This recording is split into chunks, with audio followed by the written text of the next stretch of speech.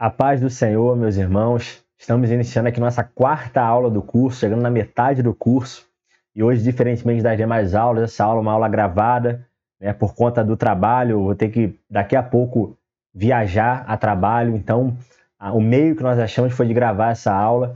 Mas eu confesso que estou muito feliz de estar aqui mais uma vez, né, para poder partilhar, para poder dividir esse pão, né, com os irmãos, que a gente possa se assentar a essa mesa para poder aprender mais do Senhor, mais da sua palavra, mais daquelas coisas que são concernentes ao seu reino.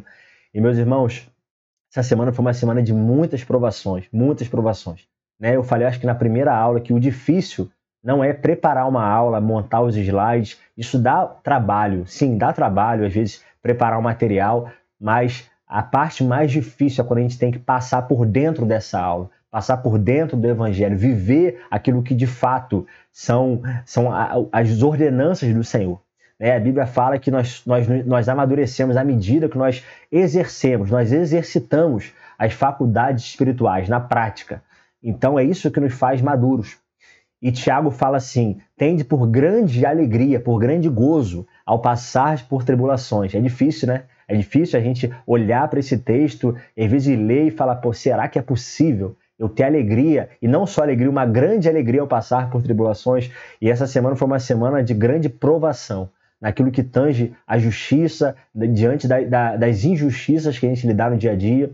E eu confesso que foi uma semana muito difícil, sabe, nesse sentido, mas ao mesmo tempo meu coração se alegra muito, muito, como diz Tiago. Tende por grande alegria passar por tribulações, por provações, sabendo que a provação da vossa fé gera perseverança, para que ela tenha uma ação completa, a fim de que vocês sejam maduros, íntegros, em nada tendo falta de coisa alguma. Então é isso que eu me vi essa semana, sabe? É essa aprovação da fé. Isso gera perseverança, isso gera experiência, isso gera esperança, isso gera fortalecimento no Senhor. Então, meus irmãos, diante dessas injustiças, eu ouvi muitas pessoas falarem, cara, você tem que falar com fulano, tem que falar com Beltrano, você tem que fazer isso, tem que fazer aquilo, mas a minha atitude primária foi adentrar no meu quarto, fechar a porta do meu quarto e falar com meu pai em secreto, porque ele é o nosso justo juiz. A nossa justiça não vem das nossas mãos, a nossa justiça não vem daquilo que nós fazemos. A palavra de Deus diz em Isaías que nossa justiça são como trapos de imundícia. Então, meus irmãos, eu recorri àquele que é o justo juiz. Então, muito me alegrou essas provações nessa semana. Apesar de todas as dificuldades, ao final disso eu falei, Senhor, obrigado. Obrigado porque hoje eu aprendi de Ti, que é manso, que é humilde, que é pacífico em tudo que faz. Então, meus irmãos, eu venho com muita alegria. Em meio a todas essas lutas dessa semana, eu venho com muita alegria partilhar essa palavra aqui nesse momento, nessa quarta aula. E, meus irmãos, vamos já iniciar, né, os nossos slides aqui. Vou estar colocando na aula. E o nome do nosso curso a gente nunca pode esquecer. É um chamado à comunhão. O Senhor anseia por comunhão. O Senhor anseia pela unidade perfeita. O Senhor anseia para que seus filhos se assentem à mesa. Cada dia o Senhor anseia para que uma cadeira nova seja colocada à mesa do Senhor e um novo homem, uma nova mulher se assente diante dele para partilhar desse grande banquete que serão as bodas do Cordeiro. Então, meus irmãos, os nossos olhos olham para esse dia, as bodas do Cordeiro, em que a noiva de Cristo, a igreja, a noiva imaculada, sem mancha, sem ruga, se encontrará com seu noivo.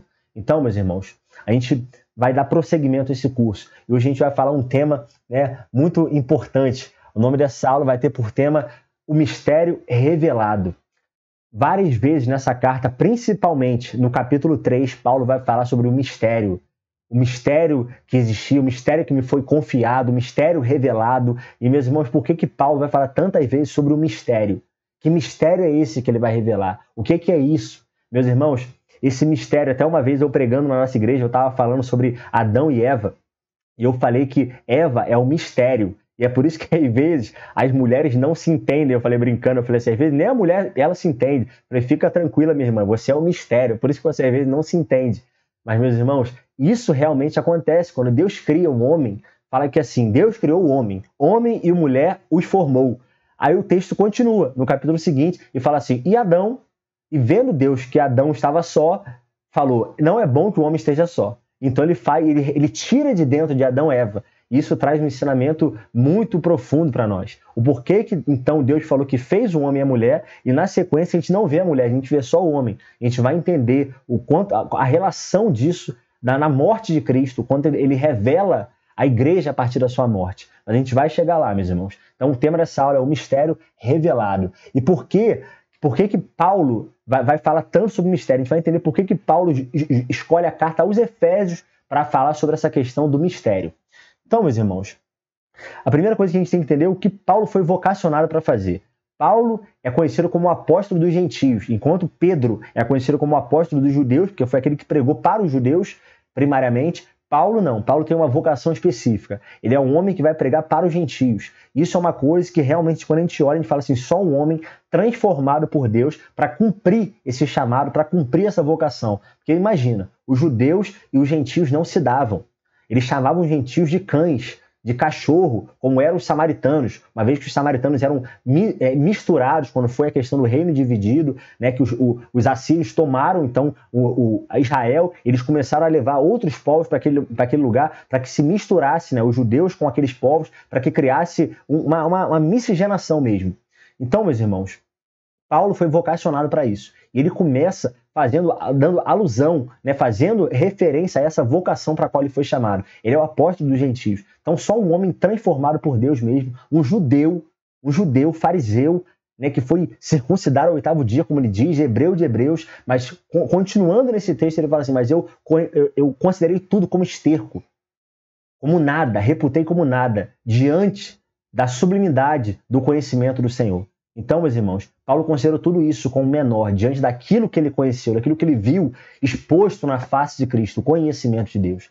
Então, meus irmãos, a vocação de Paulo, ele começa falando assim, por esta causa, eu, Paulo, sou prisioneiro de Jesus Cristo por vós, os gentios. Por que causa? Ele começa falando por esta causa. Que causa? A gente lembra que no capítulo 2, na aula passada, Paulo termina o capítulo 2, e antes de eu falar isso, a gente tem que entender que quando a gente lê os livros, principalmente as epístolas, elas são cartas. E ninguém lê uma carta hoje, só uma parte, amanhã lê o restante, não. Quando a gente lê uma carta que alguém envia para alguém, a gente lê essa carta numa toada só, de uma vez só. Então não é diferente aqui.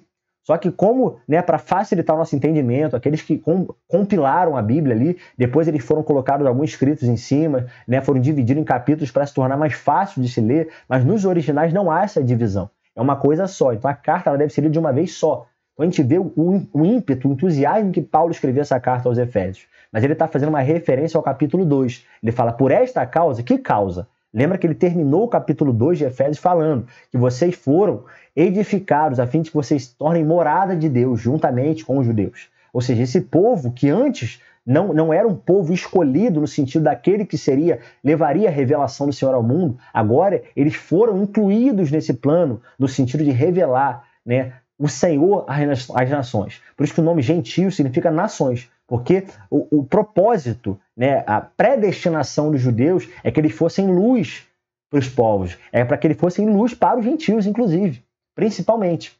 Ou seja, para que os judeus fossem a materialização dos atributos invisíveis de Deus, dando visibilidade a esses atributos. Ou seja, aquilo que não era visto porque estava em Deus e é invisível, aquele que habita em luz inacessível, esse meio dessa luz inacessível se tornar acessível eram os judeus. Só que eles comprometeram o seu chamado, eles negligenciaram o seu chamado. E como eu falei nas outras aulas, Deus sempre vai cumprir o seu propósito eterno, ainda que os meios terrenos mudem. Então, não importa se aquele que não cumpriu o seu chamado, ele vai pagar por isso, ele vai ser réu de juízo por isso. Mas os planos de Deus jamais mudarão. Tudo que Deus intentou fazer será realmente finalizado e consumado. E é por isso que ele enxertou os gentios nessa videira, para que os gentios pudessem, através da morte de Cristo, alcançar essa mesma benesse que aconteceu com os judeus, que é o meio de revelar o Senhor para o mundo. Então nós, a igreja de Cristo, a gente sempre tem que lembrar, nós não somos judeus, nós somos esse povo que foi enxertado. Então, meus irmãos, todas as vezes que a gente lê isso é o motivo de nós nos alegrarmos, de falar, Senhor, obrigado pela tua misericórdia, que o Senhor escolheu nos enxertar nessa videira, e a seiva que vem do Senhor passa por nós através dos ramos. E é por isso que a Bíblia fala que aquela árvore que ela não dá fruto, Deus corta, Deus poda esses ramos. E ele fala assim, se pela queda daqueles que foram chamados, dos judeus, veio a reconciliação, imagina se eles tivessem cumprido esse propósito. Paulo fala isso em Romanos 11. Então, se pela sua queda nós fomos glorificados, que dirá se eles tivessem cumprido? Então, meus irmãos, nós fomos enxertados nessa vida, e a gente vai falar isso daí. Então, os judeus foram colocados nesse plano, que anteriormente Deus deu na mão de Abraão, de Isaac, de Jacó e daqueles que vieram da sua descendência. Então, por esta causa, eu, Paulo, olha só o que ele está falando, é por esse motivo, essa pregação que eu faço a vocês, é por esse chamado de pregar aos gentios, é que eu sou prisioneiro de Cristo, por vós. Eu estou preso porque eu escolhi cumprir o propósito que Deus estabeleceu para mim de apregoar as boas novas de salvação àqueles que não tinham luz, àqueles que não conheciam o Senhor. Então Paulo inclinou toda a sua vida a pregar para os gentios. Se é que tendes ouvido a dispensação da graça de Deus, que para convosco me foi dada, como me foi este mistério manifestado pela revelação. Não há como eu entender os atributos de Deus, não há como eu entender as riquezas incompreensíveis, como Paulo vai falar, se não for por meio de revelação. Quando Jesus pergunta aos discípulos, ele fala assim, quem vocês dizem que eu sou? Aí Pedro vai falar, o que Jesus é? Tu és o Cristo, o Filho de Deus vivo. Ele fala assim, disseste bem, porque não foi carne nem sangue que te revelou, mas o meu Pai. Então, meus irmãos, só é possível entender as coisas de Deus, por isso que as coisas espirituais se discernem espiritualmente. Não há como entender as coisas de Deus se não for por revelação, se não for o Espírito nos revelando. Então qualquer tentativa, qualquer intento de tentar entender as coisas de Deus pela carne, pelos meus métodos, não é possível. Eu posso estudar muito da Bíblia, eu posso tentar entender, mas só o Senhor nos revelando é que nós podemos entender as profundidades do Senhor. Amém? Então, como antes, um pouco vos escrevi. Por isso, quando ledes, podeis perceber a minha compreensão do mistério de Cristo, o qual noutros séculos não foi manifestado aos filhos dos homens. Então, o Senhor guardou, vamos dizer assim. Essa palavra mistério não é uma coisa enigmática, né, cabulosa, não. É uma coisa que já estava revelada para o Senhor, já estava oculto no Senhor, mas que foi progressivamente sendo revelado ao longo do tempo, até que Cristo viesse na plenitude dos tempos. E nós falamos isso na aula passada. Não há como, não teremos. Deus escolheu essa, vamos dizer assim, essa demora. Por quê? Porque aos poucos Deus foi revelando o Senhor por meio dos profetas. Para que a lei dada a Moisés evidenciasse a nossa total perdição. Por isso que eu falei na aula passada, eu falei, a lei é uma placa de contramão. Ou seja, ela diz exatamente o que não se pode fazer, mas ela não tem o poder de nos levar ao que tem que ser feito. Ela é uma placa de contramão. Se você anda numa contramão, você viu na hora que você está na contramão, mas ela não tem o poder de mudar o curso do teu carro e fazer você andar no sentido certo. Então a lei, o sentido da lei é evidenciar a nossa total miséria, o quanto nós estávamos perdidos, o quanto nós estamos órfãos do Senhor.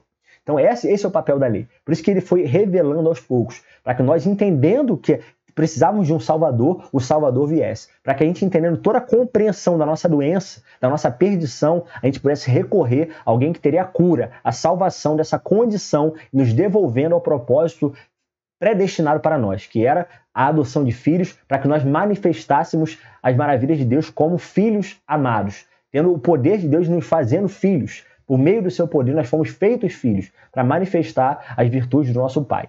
Então, meus irmãos, manifestar aos filhos dos homens, como agora tem sido revelado por quem? Pelo Espírito, aos seus santos apóstolos e profetas. Então toda revelação vem do Espírito. Então eu posso até me arrepender, eu posso até tentar viver de modo digno diante do Senhor, mas toda revelação vem do Espírito. Só é possível entender a mente do Senhor. Quem entendeu a mente do Senhor foi o Espírito. Só Ele pode nos revelar todas essas coisas. Então, nada que nós fazemos mediante os nossos esforços, mediante aquilo que nós achamos. Mas tudo que nós fazemos mediante revelação. Meus irmãos, isso é tão sério que olha o que acontece quando Josué ele vai fazer uma aliança com os gibeonitas. Josué, a todo momento, e isso acontece muito também na vida de Davi, ele pede conselhos a Deus. Toda vez que Davi ia subir, né, contra um adversário, ele falava, Senhor, devo subir essa peleja? Eu vou sair vitorioso nessa peleja? O Senhor falava, vai. Ou não vai. Então ele sempre pedia conselhos ao Senhor. E às vezes a gente vai tentando tomar a nossa vida de uma forma de nós decidirmos o que tem que fazer, depois a gente pede para Deus abençoar. A gente vira uma coxa de retalhos. Deus vai consertando, Deus vai abençoando, a gente faz do nosso jeito, se quebra aqui, aí Deus conserta aqui. Então não era para ser assim. A nossa vida é um constante conselho da parte do Senhor e um conselho entre os irmãos. É uma vida de conselho.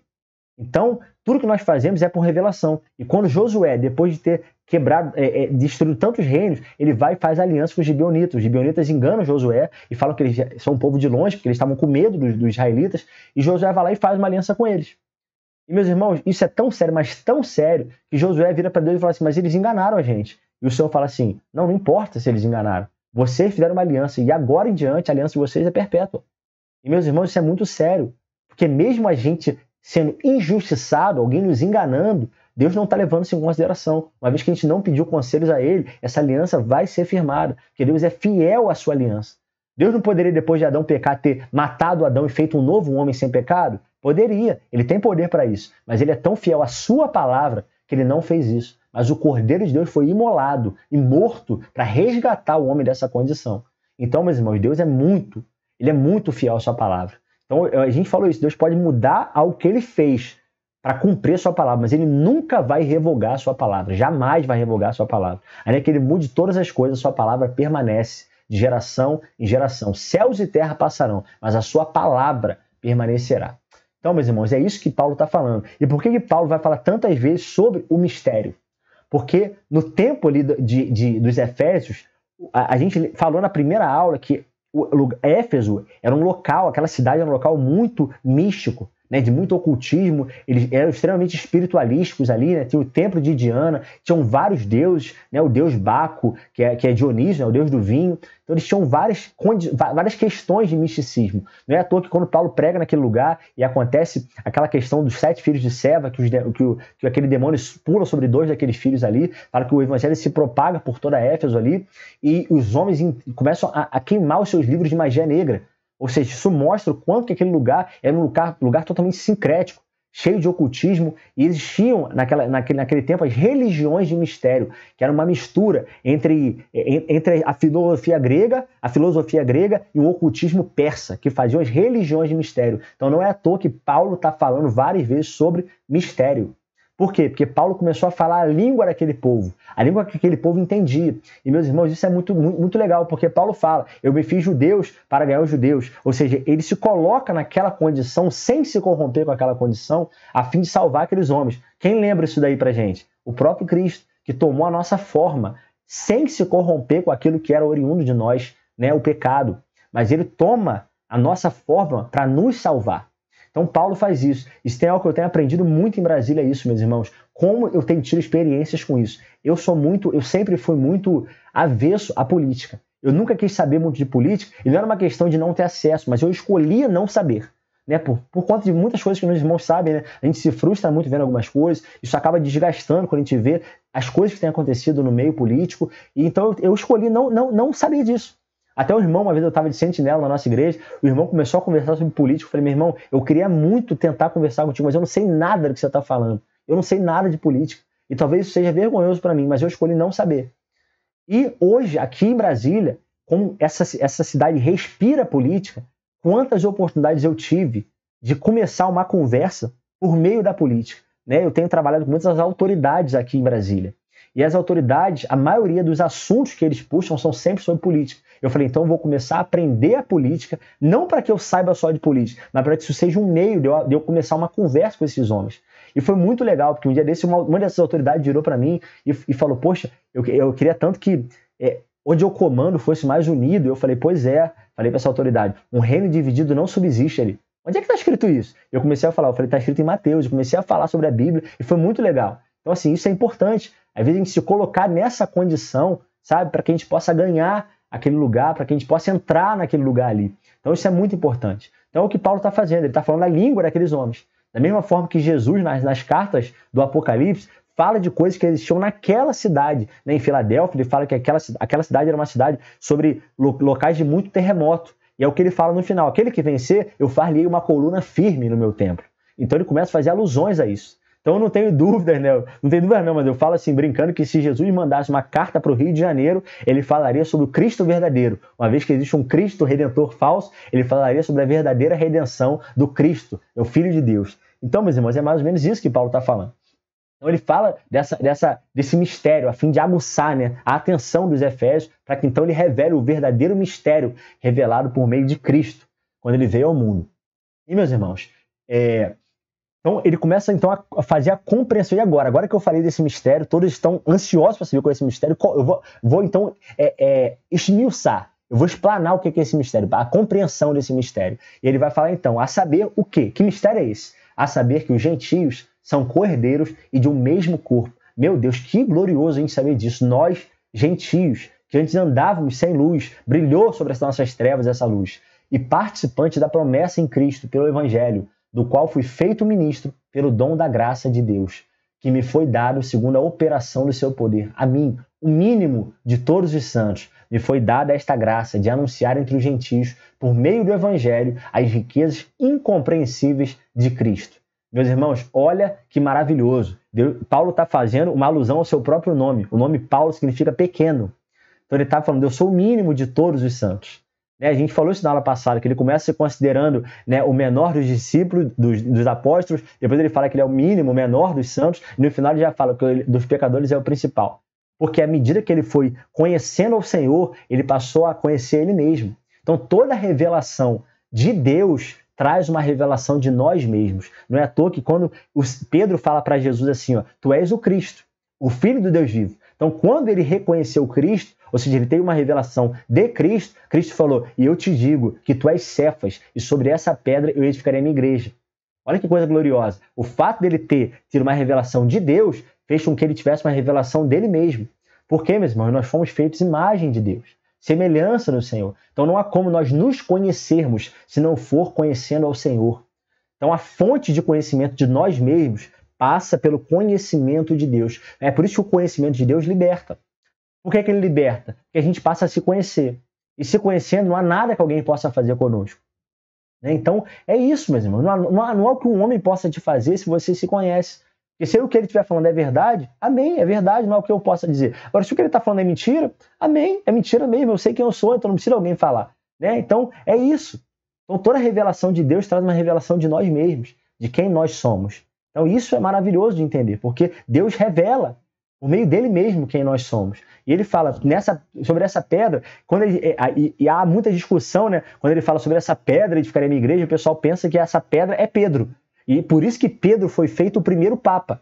Se a gente for ver a história da igreja católica romana, Pedro é o primeiro Papa. Por quê? Porque mediante essa sentença, eles acham que essa pedra sobre a qual Deus edificaria a igreja é Pedro. Como se a igreja estivesse edificada sobre o fundamento Pedro. Não. Mas ele está falando, eu te digo que tu és Cefas, um fragmento, um pedaço de pedra. Mas sobre esta pedra, sobre essa rocha, Jesus, eu edificarei a minha igreja. Olha que coisa tremenda, né? Então ele está falando, você é feito da mesma natureza que eu. Então, essa base, essa pedra angular é a rocha, é Jesus. E o que se edifica sobre essa rocha são os fragmentos de pedra. Todo cristão é uma pedra. É uma pedra que vai, dia após dia, uma pedra viva, edificando esse edifício espiritual para a morada de Deus. Amém? Então, é isso, meus irmãos. Paulo está falando, eu sou o mínimo, eu sou o pequeno, mas Deus me deu essa graça. Deus me deu essa responsabilidade. Eu estava até conversando com o nosso irmão Daniel agora, a gente estava conversando antes de começar aqui essa aula, e a gente conversando, ele contando algumas coisas que estão acontecendo na vida dele, e eu falei, meu irmão, isso aí, sabe qual é o nome disso? É responsabilidade da graça. Quanto mais graça, quanto mais do conhecimento de Deus, mais responsabilidade. Então, sinta-se honrado com toda a responsabilidade que Deus está te dando. Porque isso é sinal de que Deus tem te dado graça. Deus tem te dado conhecimento dele. Amém? E revelado quem ele é em Deus. Então, meus irmãos, e é isso. Olha o que a Bíblia está falando. Se alguns ramos, olha, cara, aqui é muito maravilhoso. Se alguns ramos foram cortados e você sendo oliveira brava, os gentios, nós éramos oliveira brava, foi enxertado entre os outros e agora participa da seiva que vem da raiz da oliveira. Que seiva é essa?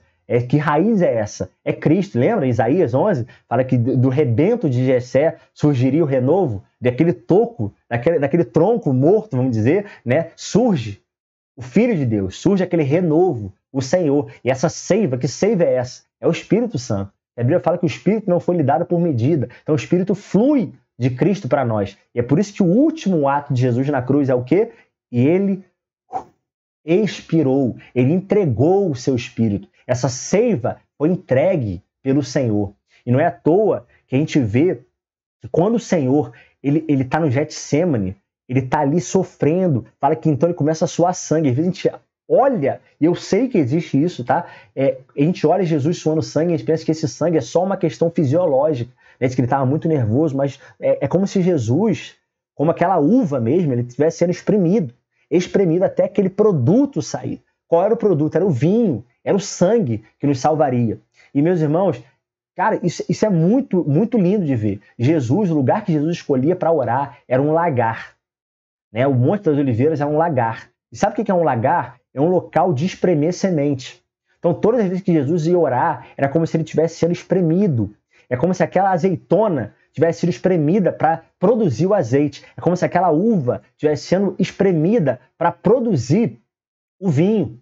E não é à toa que quando o bom samaritano derrama o quê nas feridas daquele homem? Vinho e azeite. Sabe, foi isso que o Senhor fez. Ele derramou vinho e azeite sobre as nossas feridas. Ele nos libertou por meio do seu sangue e nos capacitou por meio do seu Espírito. Então é essa seiva, sabe, passando por dentro do Senhor, esse Espírito comunicado a nós, como nós falamos várias vezes aqui. Várias vezes. É esse Espírito que nos une, é esse Espírito que nos faz ser um. Por isso que a palavra comunhão é comum pão. Então é o pão comum. É a seiva do Senhor passando a todos os homens, mulheres de Deus. Amém? A própria vida do Senhor manifestada no meio de nós. Quando Jesus morreu na cruz, ele derramou a sua vida em nós. Amém? Então, meus irmãos, não se glorie contra esses ramos. Se o fizer, saiba que não é você quem sustenta a raiz, mas a raiz a você. O nosso sustento é o Senhor. Então você dirá, os ramos foram cortados para que eu fosse enxertado. Olha só, os ramos foram cortados para que eu fosse enxertado. Está certo. Eles, porém, foram cortados devido a... Eles quem? Os judeus. Foram aqueles que não seguiram o Senhor. Né? Não precisa ser necessariamente os judeus, mas todos aqueles que tiveram a revelação do Senhor. Eles foram cortados devido à incredulidade. É óbvio que Paulo está falando dos judeus no texto anterior.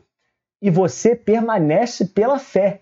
O que te mantém firme nessa raiz, nesse tronco, nessa videira, é a fé. Não se orgulhe, mas tema. Sabe por quê que deve temer? Pois se Deus não poupou os ramos naturais, também não poupará você. Sabe o que o Senhor está falando? Os judeus eram ramos fruto dessa raiz. Não é à toa que Jesus fala assim, que a salvação vem dos judeus. Então, primeiramente, Jesus veio para os judeus, sim.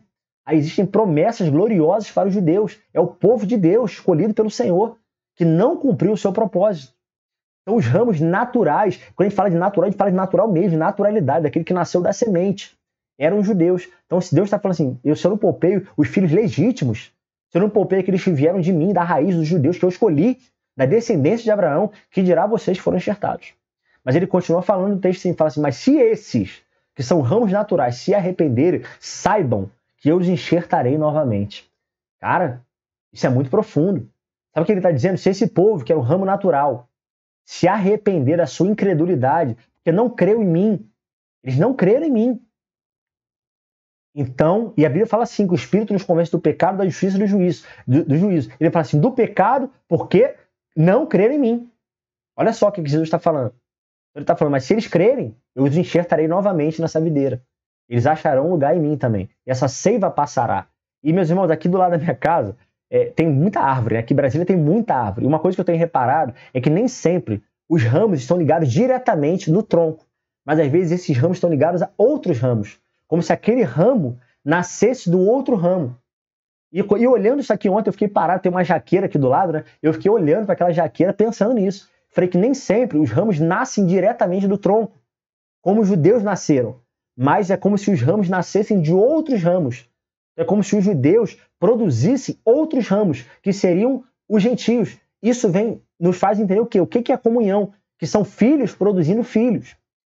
Então, enquanto os judeus nasceram do Senhor, os gentios deveriam nascer, no sentido espiritual mesmo, dos judeus. Os judeus deveriam pregar aos gentios e esses ramos deveriam nascer de outros ramos, tendo a seiva sendo passada nesse tronco de Cristo. Então, toda a vida do ramo está em Cristo. Mas essa vida do ramo estando em Cristo produz outra vida. Então, meus irmãos, eu já falei isso várias vezes. A igreja é esse ventre gerador de vida. É esse local onde filhos são produzidos por meio do Espírito. Não é à toa que hoje eu vi várias pessoas postando no seu status, honra teu pai e tua mãe. Eu lembro de uma palavra que eu dei na igreja, que era o princípio da honra. E eu falei numa parte disso. Eu falei assim, se uma mulher de 80 anos não tem pai nem mãe, dei um exemplo da nossa irmã, na nossa igreja, a irmã Joana, eu falei assim, qual o sentido dela cumprir esse princípio de honrar pai e mãe se ela nem tem pai e mãe? Não é um princípio para ser cumprido, foi cumprido, não, um princípio que tem que ser cumprido. E eu falei, quem é Deus nessa história, quem é o pai nessa história e quem é a mãe nessa história? E eu falei, o pai fica muito claro. Jesus fala várias vezes que o pai é Deus. Agora, quem é a mãe? Aí um dia perguntam para Jesus, Senhor, eis aí a tua mãe e os teus irmãos. Ele fala assim, não, minha mãe e meus irmãos são todos aqueles que fazem a vontade do meu Pai. Logo, o que Jesus está falando? Quem é a mãe e os irmãos de Jesus? A igreja, a comunidade. Ou seja, aquele ventre gerador de vida. Então, meus irmãos, é isso que está sendo dito. A igreja é o local que revela o Senhor. Por isso que a Bíblia fala que o conhecimento ele está exposto na face de Cristo. Quando a gente olha, a gente não vê na face de Jesus, é na face de Cristo. O que é Cristo? Falei isso na primeira aula. É Jesus que é o cabeça, mas a igreja que é o corpo. Quando a gente vê essa palavra face, a palavra face significa o meio externo do corpo. Isso se chama face. É igual quando a gente vê uma figura, né, na geometria plana ali, né, que a gente vai ver a face, é aquela parte de fora. Então, o que é a face de Cristo? O que é a face? É a visibilidade, é aquilo que o corpo mostra. Ou seja, o corpo é o meio relacional, é aquilo que os homens podem ver. Então é como se a igreja fosse um grande outdoor que revela o Senhor. E, infelizmente, hoje as pessoas estão olhando para a igreja e estão ficando mais confusas do que reveladas. Elas estão entendendo menos do que entendendo mais, porque a igreja não está refletindo a glória de Cristo, mas está refletindo uma imagem disforme de Deus. Tamanha os seus conflitos, as suas dissensões, eles estão deformando a imagem que deveria ser mostrada. Que coisa terrível, meus irmãos. Que coisa terrível. Mas nós fomos, pela glória do Senhor, pela misericórdia do Senhor, pelas ricas misericórdias do Senhor, nós fomos enxertados nessa videira. E hoje a vida que há no Senhor, a videira do vinho, a oliveira do azeite, passa por nós, essa seiva passa por nós e nos faz também propagadores, nos faz também vivos para que nós possamos proclamar as boas novas do Evangelho por meio dessa seiva, que é o próprio Cristo, o próprio Espírito, na verdade, dessa seiva, e esse tronco, né, essa árvore, é o próprio Cristo. Então, meus irmãos, é isso que a palavra está dizendo. E antes de falar isso aqui, até uma vez alguém me perguntou, Renan, como é que você acha que todo olho verá o Senhor? A pessoa pergunta assim, porque a palavra diz que naquele dia todo olho verá. Onde é que Jesus vai estar para que todo olho veja aqui no Japão, nos Estados Unidos? Eu falei, meu irmão, o que eu vou te falar não está na Bíblia. Mas eu acho que seria muito legal uma coisa acontecer. Talvez, ainda que eu não acredite que seja realmente dessa forma, acho que Cristo realmente vai aparecer para todos em todo lugar, porque não é impossível para ele, mas o meio de Jesus ser visto em todo mundo seria qual? O corpo dele se levantando. A Bíblia fala que no dia o Filho do Homem se levantará e a todos atrairá para si, a todos os olhos atrairá para si, né? Quando Jesus é levantado no madeiro. E imagina que o corpo glorioso de Jesus se levantasse na terra. E quem é o corpo glorioso de Jesus? A igreja. Então, se a igreja se levantasse, todo olho veria o Senhor de fato, né? Eu não estou dizendo que está na Bíblia, tá, meus irmãos? Estou dizendo que seria muito lindo de ver uma coisa dessa acontecendo. Imagina, a gente olhar um irmão lá no Japão, um irmão nos Estados Unidos ser um testemunho para aqueles que não creram no nome do Senhor. Esse testemunho que aconteceu lá no Egito, quando os homens olhavam as pragas caindo, e a igreja do Senhor, o testemunho vivo do Senhor, não tomava aquelas pragas em cima deles. Então isso é mais ou menos o que está acontecendo, sabe? Esse testemunho vivo, que é a igreja do Senhor. Então, meus irmãos, é isso que a palavra de Deus está dizendo. Então, o que é um enxerto? Olha que coisa. Eu fui pesquisar o que é a definição do que é um enxerto. O enxerto na videira é um método de propagação que consiste na união de uma parte do ramo da copa de uma videira com uma planta de porta-enxerto enraizada. Aí agora, olha agora. O enxerto é feito por meio de uma ferida criada na planta para que os tecidos de ambas possam crescer juntos. Olha isso, meus irmãos. Olha isso. Olha o que é o enxerto. Ele é feito como? Por meio de uma ferida. Ou seja, pelas suas pisaduras nós fomos sarados. Foi a morte, foi essa ferida, foi a morte de Cristo que nos enxertou. Foi a morte de Cristo que nos permitiu sermos enxertados nessa videira.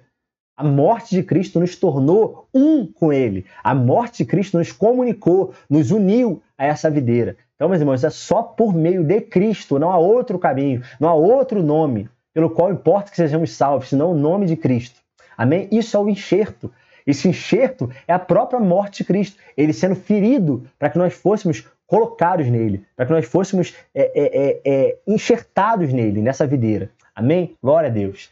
Então, meus irmãos, essa revelação foi dada de forma progressiva. Ela foi dada de forma a se revelar paulatinamente, para que quando viesse o Cristo, essa revelação tivesse sido exposta. E é o que a palavra diz, que a lei conduz a Cristo. A finalidade da lei, o fim da lei é conduzir até Cristo. até os pés desse Salvador, diante da nossa total miséria, de entender a nossa condição de total incapacidade de nos salvar. Todo aquele que tenta se salvar se perde. Por isso que o caminho mais seguro para a perdição é tentar se salvar. E é por isso que o diabo, ele tentou, lá no deserto, as tentações do diabo, a todo momento salvar Jesus.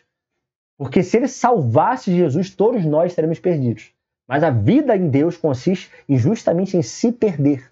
Como é que se perder? Se entregar. Todo aquele que toma a cruz todos os dias, ele escolhe se perder, no sentido de todos os dias oferecer a sua vida em prol de que outros sejam salvos. Meus irmãos, a nossa vida está escondida em Deus, de tal forma que nós podemos morrer seguros, que a nossa vida está em Deus.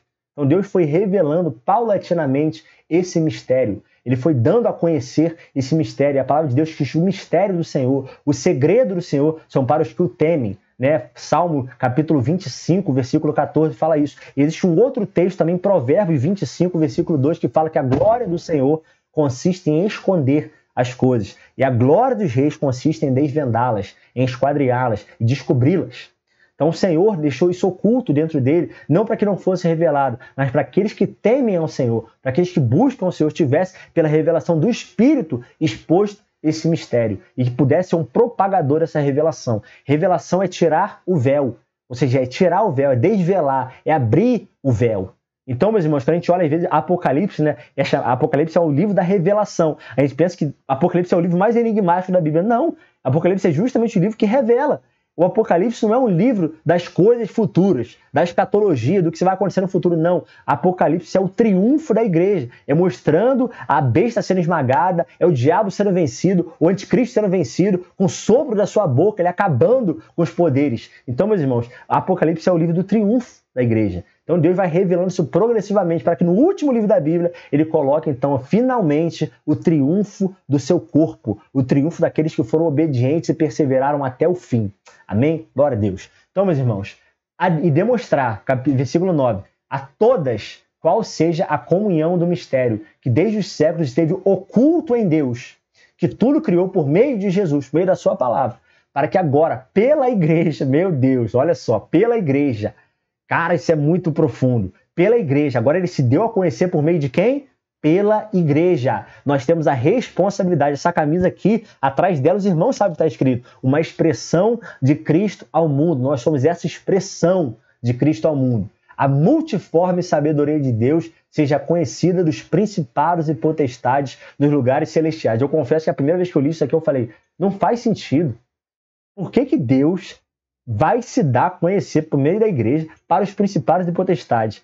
E eu fiquei pensando nisso, falei, quando a gente pensa em pecado original, né, definiu-se pecado original naquele pecado, fruto do pecado de Adão. Mas se a gente para pensar, a origem do pecado não se deu ali em Adão. Teve uma coisa que aconteceu antes do pecado de Adão, porque alguém teve que enganar Adão. Esse alguém que enganou Adão já tinha pecado, que foi a serpente, o diabo. Então o pecado não se originou em Adão. Claro que a gente sabe que o pecado original que passou a todos os homens se deu em Adão. Mas antes alguém que não tinha pecado pecou. E quem foi? Lúcifer, o diabo. Ou seja, fala que houve uma rebelião no céu. E parte dos anjos caíram juntamente com Lúcifer porque ele se rebelou. Então houve uma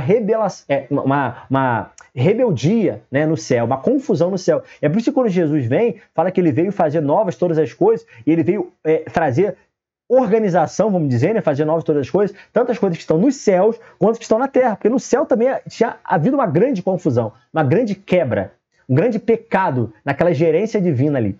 Então, meus irmãos, a igreja é o testemunho para os principados e potestades. O principado, a palavra principado significa princípio, início.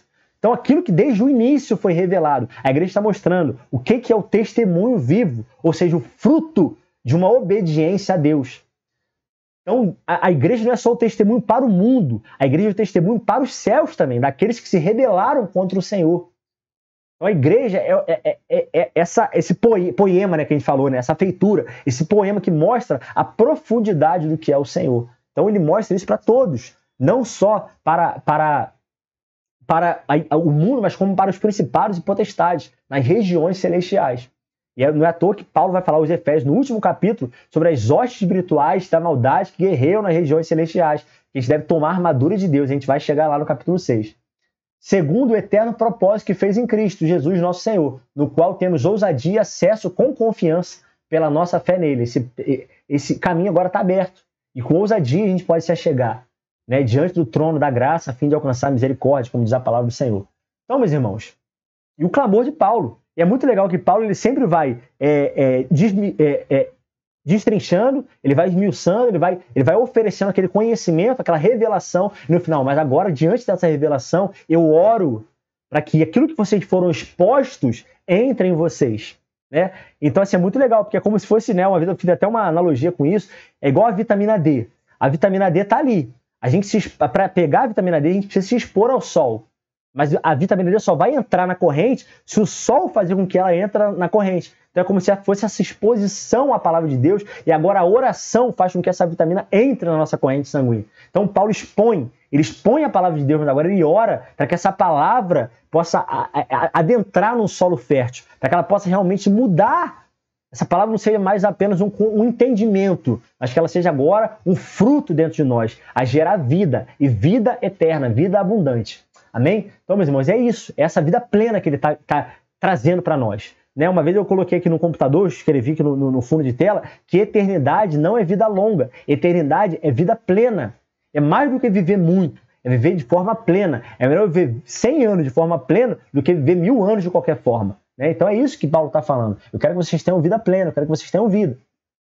Então, ele continua falando. Portanto, vos peço que não desfaleçais nas minhas tribulações por vós. Não desfaleça, porque tudo que eu tenho empenhado, tudo que eu tenho entregado é para que vocês sejam um.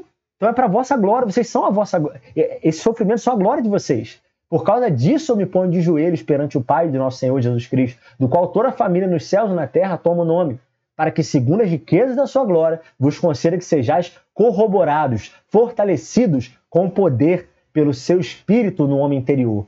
Ou seja, o fortalecimento de vocês vem do Espírito Santo. Então, só vocês, comungando, em união, na comunhão do Espírito, vocês podem ser fortalecidos.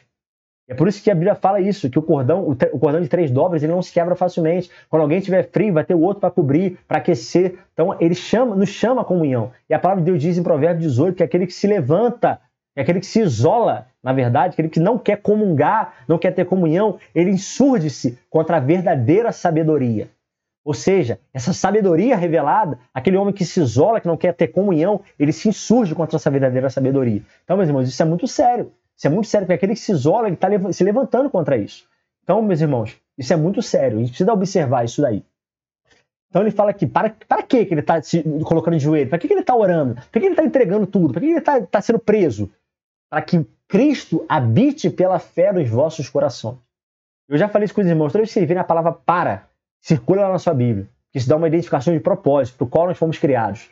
Para que Cristo habite pela fé, eu coloco de joelho para que Cristo habite pela fé nos vossos corações, a fim de, com a finalidade de, estando arraigados, enraizados, fundados em amor, poderes perfeitamente compreender com todos os santos. Não há como, meus irmãos, para vocês possam compreender com todos os santos qual seja a largura, o comprimento, a altura, a profundidade e conhecer o amor de Cristo.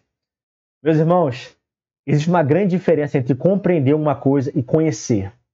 E eu gosto de fazer uma alusão a isso quando eu vou... Todas as vezes que eu vou levar as crianças no pediatra, eu falo isso com a minha esposa, né? Eu falo assim, que às vezes a gente pode compreender uma coisa, mas a gente só pode conhecer se a gente viver. E eu normalmente falo assim, é como se um pediatra não tivesse filhos. Imagina isso, tá? Estou fazendo só uma alegoria aqui. Imagina que um pediatra não tem filhos. Então ele até pode compreender o que é ter um filho. Ele pode até compreender até certo ponto o que é cuidar de uma criança, né? Cuidar de um bebê, saber como é que é a amamentação, saber como é que se cuida de uma criança. Ele até pode compreender em certa parte. Mas essa pediatra, ela só vai entender de fato, ela só vai conhecer de fato no dia que ela for mãe. Né? Então, toda a extensão dessa compreensão, desse fruto primário, ela só vai ter uma completude no seu conhecimento no dia que ela tiver um filho. E por mais que na teoria eu compreenda, eu só posso conhecer na prática. Amém? Então, meus irmãos, é mais ou menos isso. Então, o Senhor está falando assim, vocês só vão conhecer o amor de Cristo de fato, vocês só vão conseguir entender de fato isso, ainda que vocês tenham uma compreensão, né, tangível no sentido teórico, vocês só vão conhecer de fato o meu amor na comunhão com todos os santos. Então, meus irmãos, a gente até pode saber um pouco do amor de Deus, mas a gente só vai experimentar toda a extensão desse amor na comunhão. Tudo aquilo que eu aprendi na minha vida de Deus, tudo aquilo que eu aprendi na minha vida, eu tinha uma parcela de entendimento. Mas esse entendimento ele só foi esclarecido, ele só foi aberto, ele só foi consumado no dia que eu comunguei, que eu estive em comunhão com meus irmãos. Porque eu cansei de viver isso daí. Né? Eu sei que meu irmão Rafael Trindade da nossa igreja não está ouvindo isso aqui agora, o Bruno Bigaton não está ouvindo isso aqui agora, o meu irmão o Roger não está ouvindo isso aqui agora, mas quantas vezes, sabe, eu tinha uma compreensão de determinado texto e quando eu compartilhei com eles na comunhão, eu cheguei a um esclarecimento muito maior. Né? Cara, quantas conversas eu tive com o Bruno, com o Rafael, que às vezes eu estava comentando, eu falei, irmão, eu li isso na Bíblia, o que tu acha? E na comunhão, a gente orando junto, aquele entendimento ele foi ampliado, ele foi esclarecido, e eu passei a conhecer mais de Deus por meio da comunhão. Então, meus irmãos, só é possível conhecer de fato tudo, né? De fato, essas benesses, profundidades incompreensíveis de Deus na comunhão, porque Deus escolheu abrir os nossos olhos na comunhão. Não é à toa que no caminho de Emaús, Jesus estava pregando para aqueles discípulos. Ele fala assim, não é verdade que o nosso coração ardia enquanto ele falava? Só que fala que Jesus vai lá na casa de um desses homens ali, pega um pão e reparte. Na comunhão ele reparte o pão. Por isso que a ceia do Senhor, Paulo fala que a ceia é a comunhão. Então quando aqueles homens entram em comunhão, fala assim, e os olhos daqueles discípulos se abriram. Então é só na comunhão que as escamas dos nossos olhos caem. É só na comunhão que a gente pode entender, conhecer de fato o Senhor. É por isso que o Senhor fala que onde tiverem 2 ou 3, não é um não, onde tiverem 2 ou 3 em meu nome, aí eu me faço presente. É possível buscar o Senhor sozinho? Claro que é possível. É possível entender Deus e conhecer a Deus sozinho? Claro que é possível. Mas eu só vou conhecer de fato a extensão do amor de Deus na comunhão. É por isso, né, que a igreja é tão importante. Por isso que comungar, a comunidade de fé é tão importante, meus irmãos. Não queiramos viver isoladamente, porque isso é rebeldia contra a verdadeira sabedoria. Então, meus irmãos, só é possível conhecer de fato, totalmente, no amor de Deus. E às vezes essa seiva, esse canal, esse ramo, ele pode ser obstruído.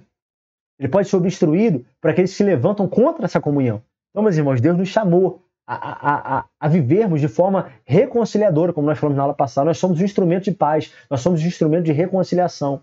Então, sabe, eu gosto de uma palavra, uma frase que o pastor Hernandes Dias Lopes fala, né? Uma vez eu ouvi ele falando numa pregação dele, que ele fala assim, quando o homem trabalha, mas quando o homem ora, Deus trabalha. Cara, e é isso aí mesmo, sabe? É mais ou menos isso. Então Deus, ele trabalha mediante a oração do seu povo, mediante aquilo que os homens, sabe, oram a ele. Então toda vez que um homem, a Bíblia fala em Tiago assim, que aquele que tem sabedoria, peça a Deus, que a dor está liberalmente. E o mesmo texto fala que aquele que pede para desfrutar nos seus próprios prazeres, ele não responde. Então tudo aquilo que é usado em prol do meu próprio benefício, Deus não responde. Mas tudo aquilo que é usado em prol da comunidade, Deus dá graciosamente. Amém, meus irmãos? Então toda fé em favor dos outros funciona. É por isso que a oração de mãe sempre funciona.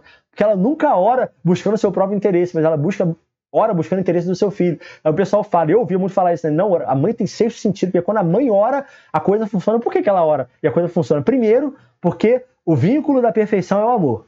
Né? Paulo vai falar isso. Então, a oração da mãe é recheada de amor, porque ela ama o seu filho como mais do que ela mesma. E a segunda é que a mãe está orando pelo outro, não por ela. Então essa oração sempre vai ser respondida. Então toda fé que a gente usa em favor do outro, ela funciona. Mas quando a fé ela é usada só em meu próprio benefício, ela não funciona. Então, meus irmãos, e é isso que o Senhor está fazendo. Ele quer revelar quem Ele é por meio da igreja. E eu quero fazer uma pausa para falar sobre isso. Quando Deus criou Adão, e eu falei que eu voltaria nisso, fala assim, e homem, mulher os criou. E a gente só vê Adão. Ele fala assim, não é bom que o homem seja só. E ele faz cair o que sobre Adão? Um profundo sono. Então aqueles que morrem são como os que dormem, né, no Senhor. Então Deus faz com que Adão durma. E da costela de Adão, do lado de Adão, ele retira a Eva. Então Eva já estava criada dentro de Adão. Ela já estava criada. Então a partir de Adão, Deus revelou Eva. E ele dá um nome para Eva. Ele não dá o nome de uma mulher, uma esposa, ele dá o nome de uma mãe. Ela será Eva, porque será mãe de todos os viventes. Ela não seria mãe, ela não reproduziria seres naturais. Ela reproduziria seres à semelhança de Deus. Ou seja, aqueles que eram semelhantes a Deus. Então, homens e mulheres semelhantes ao próprio Deus viriam do ventre de Eva. Agora, anos depois, Jesus está numa cruz, morrendo numa cruz. Quando Jesus morre, fala que um soldado enfiou a lança onde, Jesus? Ali ao lado da costela de Jesus. E fala que saiu água e sangue. Então, naquele momento, da mesma forma que Deus trouxe um profundo sono sobre Adão e revelou Eva, que seria esse ventre gerador de vida, Deus agora traz um profundo sono sobre Jesus, que seria a sua morte. E da morte de Jesus, Deus revela quem? A igreja. E é por isso que Cristo, a cruz é de Cristo. É por isso que Cristo é Jesus, o último Adão, mais a igreja, tipificada em Eva, a mãe de todos os viventes. E é por isso que a igreja é o local onde se produzem os filhos, é o local onde se revela o Pai para a produção de filhos. São os filhos da paz. Então a igreja é esse ventre, por meio do Espírito Santo. Então a igreja de Cristo é aquele local onde os ramos são produtores de outros ramos, tendo a seiva do Espírito Santo por meio de Cristo. É aquela botija cheia de azeite. Essa botija é o próprio Cristo e esse azeite é o Espírito, que enche cada espaço vazio. No meio da física, fala-se que a física ela odeia o vácuo. É por isso que onde tem espaço, onde tem vácuo, o ar e a água cumprem logo o papel de encher aquilo ali. Da mesma forma, a natureza divina, onde ela vê um vazio, ela quer encher. E é por isso que enquanto haviam vasilhas vazias, o azeite não parava de descer, não parava de correr. No momento que não houve nenhum vazio, nenhuma vasilha vazia, Deus parou de derramar o azeite daquela botija. Então é isso, meus irmãos. A igreja é onde nós derramamos o Espírito sobre as vasilhas vazias. A igreja, o papel da igreja é ser, sabe, um braço do Senhor, é ser o corpo de Cristo, é revelar a própria vida de Cristo. É por isso que Cristo fala que aquilo que eu fiz, vocês farão obras ainda maiores, que a minha vida está em vocês. Vocês são cristãos. Cristão não é aquele que comunga numa igreja, não. Cristão é aquele que tem a vida de Cristo dentro dele. Então nós somos Cristos onde nós passamos. Nós somos reconciliadores, nós somos pacificadores, nós externamos a vida de Cristo, a Cristo em nós, a Cristo em nós. Amém? Então, meus irmãos, e olha só que a palavra de Deus diz, edificaram sobre o fundamento dos apóstolos e dos profetas, de que Jesus Cristo é a principal pedra de esquina, no qual todo edifício bem ajustado cresce para o templo santo do Senhor, no qual também foste juntamente, no qual vós juntamente foste edificados para a morada de Deus em espírito.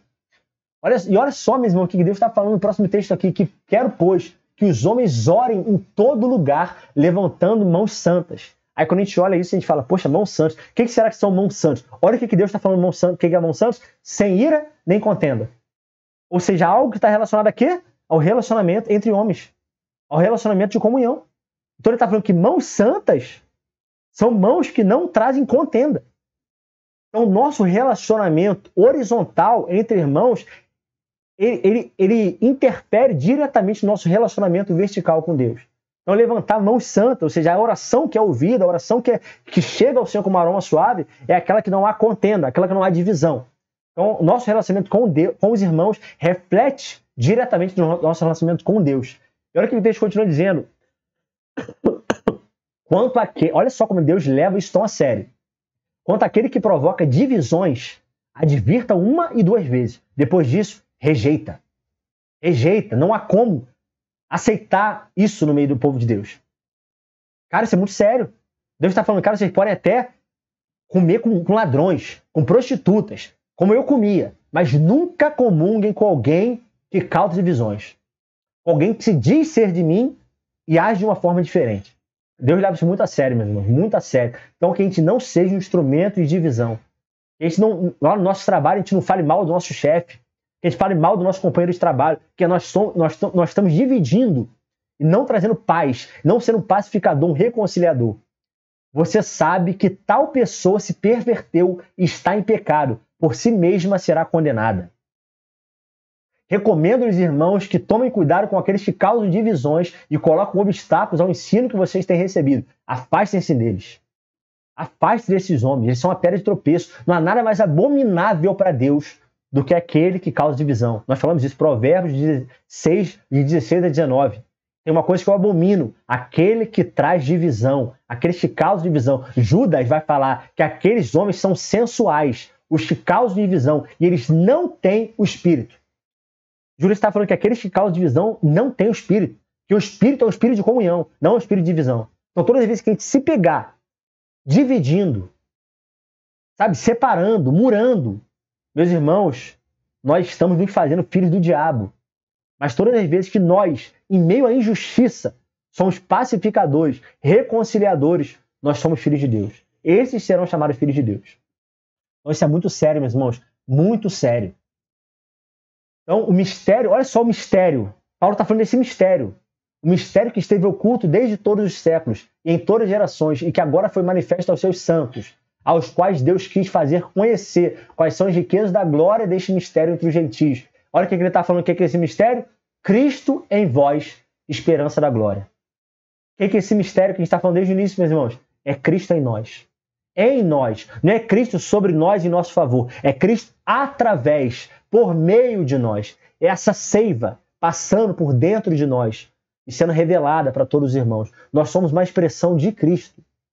Uma expressão de Cristo. É Cristo em nós. Não é bênçãos da parte de Deus, não. Cristo em nós, a esperança da glória. É a vida de Cristo em nós. Meus filhinhos, por quem de novo sinto as dores de parto, até que Cristo seja formado em vós. E eu estava conversando com meu irmão essa semana, né? Ele falou, cara, Paulo é pesado na carta aos Gálatas, né? Eu falei, cara, eu acho que o que resume por que Paulo é tão duro aos Gálatas é isso. Que o cara ficou ali mesmo, anos pregando aos Gálatas, falando aos Gálatas, pregando, trazendo os fundamentos. Ele fala assim, ó, e olha só o que ele fala, meus filhinhos, por quem de novo. Se ele fala de novo, é porque antes ele tinha sentido dores de parto pelos Gálatas. Ele estava trabalhando, sabe, por tudo ele está trabalhando. Por quê? É para que eles só, sabe, vivam legal? Não. Ele está sentindo dores, ele está empenhando todo o esforço dele para que Cristo seja formado em nós. Quando Jesus passou tempo nessa terra aqui, ele passou tempo formando discípulos que seriam a expressão dele. É como se ele estivesse formando 12 Cristos, mais ou menos isso. 12 cristãos, para que esses homens espalhassem todo o evangelho, toda a vida de Deus para o mundo. Então, o mistério que Paulo está falando é Cristo em vós. Esse Cristo dentro de vocês. Essa vida, essa fonte gera vida. Sabe, de alguém que não está mais buscando seus próprios interesses, mas de alguém que toma a sua cruz, como Cristo tomou a sua. Nós tomamos a nossa cruz. A cruz, para ser cruz, ela tem que ser injusta. Ninguém vai para a cruz de forma justa, não. Se ela é a cruz de Cristo, ela é injusta. A gente não precisa ter o Espírito de Cristo para amar quem nos ama. A gente precisa ter o Espírito de Cristo para sendo rejeitado, sendo traído, a gente continua amando. E é isso, meus irmãos. É tomar nossa cruz. Todos os dias a gente se acorda e fala, Senhor, hoje eu estou tomando a minha cruz. Eu não tenho a minha vida por preciosa. Eu estou disposto a fazer o que for para que o Senhor seja conhecido, porque eu sou o Cristo. Eu quero revelar quem o Senhor é. Eu quero que a vida do Senhor passe por dentro de mim e essa pessoa não me veja, mas ela veja Cristo. Ela só pode entender o amor de Deus vendo Cristo. Ela só pode ser reconciliada por meio de Cristo. Ela só pode ser pacificada por meio de Cristo. Então essa tem que ser a nossa oração ao amanhecer. Senhor, que eu tome a minha cruz, eu te revele para quem me vê. Para que esse homem não continue o mesmo. Para que ele te veja por meio de mim. Amém? Então, meus irmãos, isso só é possível por meio do poder do Espírito. Porque a Bíblia fala que o Espírito ele veio revelar Deus. Sabe, eu ouvi um testemunho uma vez da filha do pastor Russell Shedd. Cara, que esse testemunho me emocionou. Eu falei, cara, como eu gostaria que meus filhos falassem isso um dia de mim. E um repórter, após a morte do Russell Shedd, esse repórter virou para a filha dele e falou assim, não lembro o nome dela, mas ela falou assim, o que você acha do seu pai? O que você tem a dizer sobre o seu pai? E ela falou assim, olha, eu não sei se eu falei isso nas outras aulas, tá? Se eu falei, me perdoa por estar sendo repetitivo, mas ela falou assim, eu só acredito que meu pai pecou porque a Bíblia fala que todos pecaram. Porque se não tivesse esse texto na Bíblia, eu não acredito que meu pai teria pecado, porque eu nunca vi o meu pai pecar. E eu falo outra coisa ainda, eu nunca vi Jesus, mas ele devia ser muito parecido com meu pai. Cara, olha só, olha que uma filha está falando de um pai.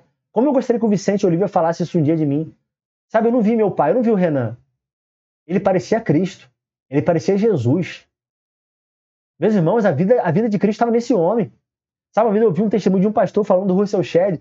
Esse pastor ele fala que ele estava numa crise desenfreada, ele não sabia quem ele era. Ele estava numa crise, tentando, sabe, um monte de coisa. Ele fala, eu vou lá na casa do Russell Shedd porque ele vai ter uma palavra de direção para mim. Aí fala que esse pastor ele chega na casa do Russell Shedd, ele entra, bate lá na porta, né? Aí a esposa do Russell Shedd atende. Ela fala assim, ô, meu irmão, tudo bem e tal? O que você precisa? Ela fala assim, eu queria falar com o Russell Shedd. Ela fala assim, então, espera um pouquinho aqui, que ele já está vindo. Isso são 7 horas da manhã. Ele está sentado ali 7, 8, 9 da manhã. Aí ele pergunta assim, ele vai demorar muito? Ela fala, então, eu não sei, é porque ele entrou para orar 7 horas da manhã e às vezes ele demora um pouco. E fala que passa 10 horas da manhã, 11 horas, meio-dia. Ela fala assim, você quer almoçar? Porque pode ser que ele demore mais. A gente está falando de 5 horas, meus irmãos, 5 horas. E esse pastor fala assim, não, eu já entendi. Eu já entendi o que eu precisava entender.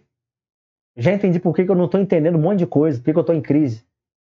A vida dele me ensinou, eu já entendi o porquê das coisas. Esse homem estava passando 5 horas em oração. 5 horas em oração. E é por isso que esse homem refletia Cristo. E é por isso que essa filha dele podia falar que ela estava vendo Jesus. Ela não estava vendo só o pai dela. Ela estava vendo Jesus através da vida desse homem. Ô, meus irmãos, sabe, essa seiva, esse produto sendo passado por dentro de nós. Sabe, essa prensa de espremer semente, é nesse lagar, nesse local de oração que a gente é espremido. Até que esse fruto, sabe, até que essa vida flua por dentro de nós, saia pelos nossos poros. Mais do que uma forma fisiológica, uma forma espiritual. Sabe, meus irmãos, é a gente ser todos os dias espremido. No sentido de produzir a vida de Cristo, através de nós, esse poder do Espírito. E Paulo continua, ele termina esse livro, esse capítulo falando assim, ora, aquele que é poderoso para fazer tudo muito mais abundantemente, além daquilo que pedimos ou pensamos. E a gente está olhando esse texto e a gente fala, Deus pode me dar uma casa nova, um concurso, claro que Deus pode fazer isso, Deus é Deus, Ele é poderoso. Mas não é disso que o texto está falando, ele está falando assim, daquilo que pedimos ou pensamos, segundo o poder que em nós opera. Ou seja, só é possível viver todo esse mistério, só é possível ter essa vida de Cristo, só é possível entender a largura, a profundidade, a altura, sabe, a extensão toda desse amor, segundo esse poder. A Bíblia diz que o Espírito nos lembraria, nos ensinaria todas as coisas, ele nos faria refletir a vida de Cristo, segundo o poder que em nós opera, ele opera dentro de nós. A gente tem que parar de orar como um Deus fora, é um Deus dentro. É um Deus dentro, e a cada vez que a gente vai orando, esse Deus vai crescendo dentro de nós, até que essa fonte transborde e produza frutos para a vida eterna. Sabe, dentro de ti fluirá uma fonte que fluirá para a vida eterna, é o Espírito fluindo dentro de nós. Sabe, essa é a glória na igreja, por Jesus Cristo, em todas as gerações, para todos sempre. Amém. Então, meus irmãos, é esse poder, sabe? É esse poder que transforma. Eu queria terminar essa aula falando sobre esse poder que transforma. E antes de Deus mudar a nossa situação, Ele muda a nossa condição. Meus irmãos, antes de Deus mudar a nossa situação, Ele quer mudar a nossa condição. Porque Deus não quer nos mudar, Ele quer nos transformar. É mais do que sair de um lugar para o outro. Às vezes a gente acha que a gente vai salvar o nosso casamento, às vezes a gente acha que a gente vai melhorar a nossa vida financeira, às vezes a gente acha que a gente vai melhorar o nosso trabalho, o nosso chefe, mudando de lugar. Não, meus irmãos. Cristo não nos deu a sua paz para que a gente mude de lugar. É para que em qualquer lugar, apesar do lugar, nós estamos em paz. É por isso que Jesus fala, no mundo vocês terão aflições, mas tenham bom ânimo, e eu deixo com vocês a minha paz. O mundo não vai melhorar. É dor, é sangria mesmo, é brabo, é difícil, mas eu estou dando a minha paz para vocês. Eu não mudei a circunstância do mundo quando eu vim. Eu não me tirei daquela cruz. Eu não impedi a minha morte. Mas porque eu tinha paz, eu pude subir naquela cruz, como alguém que cumpriu tudo que tinha para cumprir, como alguém que entregou tudo aquilo que tinha para entregar. Então, meus irmãos, as circunstâncias não vão mudar. Deus não quer mudar a nossa situação. Ele quer mudar a nossa condição, para que em qualquer situação nós tenhamos paz. Quando Jacó, ele peca, né, ele rouba a bênção de Esaú, porque Esaú que não valorizou o que ele tinha, Rebeca fala assim, Jacó, vai lá para Padã Arã, vai lá para a casa de Labão, seu tio, e fala que Isaac envia Jacó para Padã Arã. Meus irmãos, o mesmo usurpador da casa de Isaac seria um usurpador na casa de Labão, porque ele só ia mudar a situação. Ele só ia mudar. Ele não ia ser transformado, ele ia mudar. Mas fala que no meio do caminho, ele pega uma pedra e se deita sobre essa pedra. Fala que quando ele se deita sobre essa pedra, ele tem uma visão, uma revelação. Uma revelação que muda a vida de Jacó. Fala que ele vê uma escada posta dos céus da terra e anjos subiam e desciam por essa escada. A gente entende que essa escada é o próprio Jesus. Jacó fala uma coisa muito importante. Ele fala assim, o Senhor estava aqui e eu não sabia. Os olhos de Jacó são abertos. Agora ele pode compreender, mas Jacó continua falando. O nome desse lugar é casa de Deus, é Betel, é a casa de Deus. Porta dos céus. Meus irmãos, olha o que Jacó está falando. Jacó não tem uma revelação só de Deus, não. Ele tem uma revelação da igreja. Fala, esse lugar é a casa de Deus. Porta dos céus. A casa de Deus, a igreja, é a porta dos céus. E é por isso que Jesus fala assim, Pedro, para os discípulos, ele fala assim, eu estou entregando na mão de vocês a chave do reino dos céus. Ele sopra o Espírito e fala assim, agora quem vocês perdoarem serão perdoados, quem vocês não perdoarem não serão perdoados. Meus irmãos, a igreja é a porta dos céus. E é por isso que ele fala contra os fariseus, se vocês virem alguém incrédulo, façam tudo, mas não tornem ele um prosélito, porque vocês estão colocando eles 2 vezes no caminho do inferno, fechando o reino dos céus. Vocês nem entram nem deixam ninguém entrar. Meus irmãos, olha a responsabilidade da igreja. Jacó tem essa visão, essa revelação. E ele fala assim, o Senhor está aqui. E eu não sabia. Ele pega essa pedra e no ato profético fala que ele erigiu aquela pedra. O que ele derrama sobre aquela pedra? Azeite. É o derramamento do Espírito sobre a igreja. Sabe, Jacó, o Israel, ele está profetizando para nós nos dias de hoje. Essa unção que estava sobre Jesus, Isaías 61. Essa unção descendo sobre a igreja. O Espírito do Senhor está sobre mim, ele me ungiu. Ele derramou o seu Espírito sobre mim para que eu possa ser um apregoador de liberdade aos cativos, possa dar vista aos cegos e pôr em liberdade o oprimido e apregoar o ano aceitável do Senhor. Meus irmãos, esse é o poder que transforma. Esse é o poder que nos transforma. Quantas vezes eu tinha coisas que eu não conseguia vencer, eu fui para o meu quarto, eu comecei a orar no Espírito, como Efésio vai falar, como Judas vai falar, e eu comecei a ver aquelas coisas que estavam dentro de mim serem tiradas.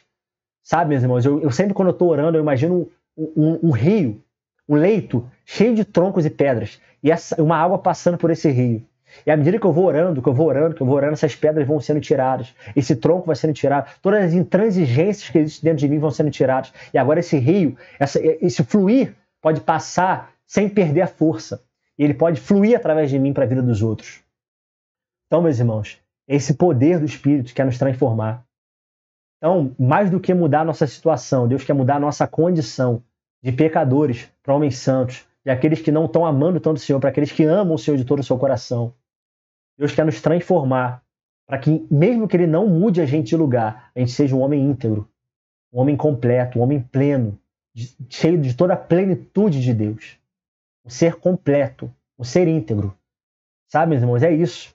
Sabe, essa é a palavra que eu queria trazer nessa noite aqui, nesse momento, né? É mais do que uma mudança, sabe? Deus quer nos transformar. Deus quer nos fazer homens e mulheres novos, transformados, quebrar toda a fortaleza que impede o conhecimento, quebrar todo o sofisma que afasta a gente do conhecimento de Cristo de fato. Deus quer nos transformar, meus irmãos. Então, tem uma frase, eu não sei quem falou essa frase, que fala assim, quanto mais a gente muda, mais a gente continua o mesmo. É mais ou menos isso, a gente vai tentando, né? Não, nesse ano eu vou fazer diferente. Entra no ano novo, nesse ano eu vou fazer isso. E a gente vai continuando sempre o mesmo. A gente só dá uma nova roupagem para o mesmo que nós somos. Quando na verdade a gente deveria ser transformado dia após dia, como pelo Espírito, de glória em glória, a imagem do Filho. Então o único poder que pode transformar não são as nossas novas decisões, não são os novos 10 passos para o sucesso, não são as novas 7 técnicas para mudar, não. É só o poder do Espírito. Então só em comunhão com o Espírito, em comunhão uns com os outros, na oração, na comunidade dos santos, é que nós podemos sermos transformados. E transformados, a gente possa revelar esse mistério aos outros. Possa tirar o véu, para que os homens tenham as suas escamas dos olhos caídas. Para que essa cegueira que foi colocada pelo príncipe desse mundo venha ser esclarecida. Então, meus irmãos, essa semana eu tive um grande ensinamento sobre isso. Um grande ensinamento do que é tomar a cruz de Cristo. E não recorrer ao que os homens podem fazer, mas recorrer ao meu justo juiz. E estar disposto a sofrer o dano. Eu estou perdendo uma grande coisa essa semana que eu queria muito. Mas por amor a Cristo.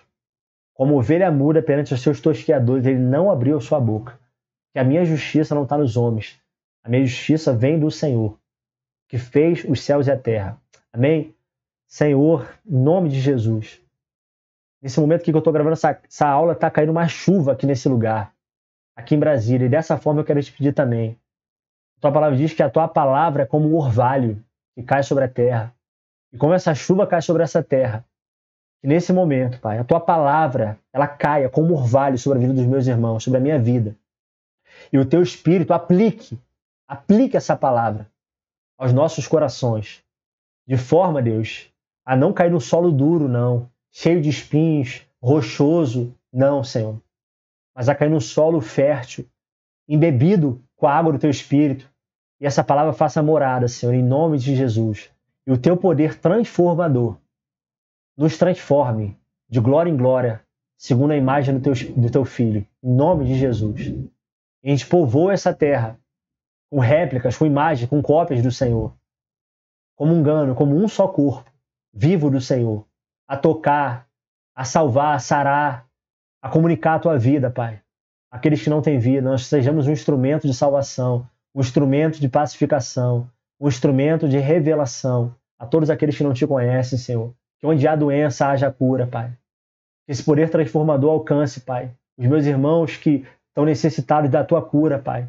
Aqueles que tiveram um diagnóstico triste, Pai, um diagnóstico difícil, que a tua paz permeie, que a tua paz guarde os corações, Pai. Que o Senhor traga cura. Mas se o Senhor não trouxer cura, Pai, que a tua paz seja suficiente, Pai. Suficiente em nome de Jesus. Que por meio dessa palavra o Senhor alcance cada casa, o Senhor alcance cada lugar, cada quarto, Pai. Trazendo salvação nesse momento, trazendo redenção, trazendo reconciliação daqueles que não se falam, Senhor. Em nome de Jesus, Pai. Em nome de Jesus. Amém, Senhor. Meus irmãos, só antes de terminar, eu sempre termino com uma oração, mas eu lembrei de uma coisa enquanto eu orava. Eu lembro que quando eu me converti, a primeira atitude que eu tive foi me reconciliar com todos aqueles que eram desafetos, com aqueles que eu não falava. Eu lembrei de um texto que a Bíblia fala assim, que se você for entregar uma oferta e o teu irmão tiver algo contra você, ele não fala que é você contra algo contra o seu irmão, mas ele fala que o seu irmão tiver algo contra você, deixa a sua oferta, ele vai se reconciliar com ele, depois você entrega a sua oferta. Eu entendi que eu não poderia ter um relacionamento com Deus se eu não tivesse um relacionamento com meus irmãos. E eu lembrei disso, sabe? Pedro fala isso, que ele fala assim, tratem as vossas mulheres com honra, sabendo que se vocês desonram as suas mulheres, vocês impedem a sua oração diante de mim. Então, o que nós fazemos no campo humano, natural, impede as nossas orações no campo espiritual. Então, meus irmãos, se a gente não está em divisão com qualquer homem, qualquer mulher, um amigo, um chefe, um marido, uma esposa, um filho, um amigo, qualquer que seja, se a gente está em confusão, em dissensão com qualquer um, você pode ter certeza que a gente também está quebrando nossa relação com o próprio Deus. É por isso que o Senhor fala que se vocês perdoarem, perdoai-vos conforme nós temos que perdoar os outros. Então, primeiro, o perdão vem dos outros, nós com os outros. Se nós não perdoamos nossos irmãos, não espere que Deus nos perdoe. A gente está impedindo o perdão de Deus pela nossa falta de perdão. Então, meus irmãos, que a gente possa perdoar os nossos irmãos, que a gente possa se reconciliar uns com os outros. Quando eu falo irmãos, são todos. Para que a gente possa também se reconciliar com Deus e tenha paz com Deus. No que depender de nós, temos paz com todos. Seguir a paz e a santificação, sem a qual ninguém verá o Senhor. Nem nós, nem os outros. Bem, que Deus possa abençoar a sua vida, sabe? Abençoar você, meu irmão, minha irmã, e até a nossa próxima aula, se Deus quiser.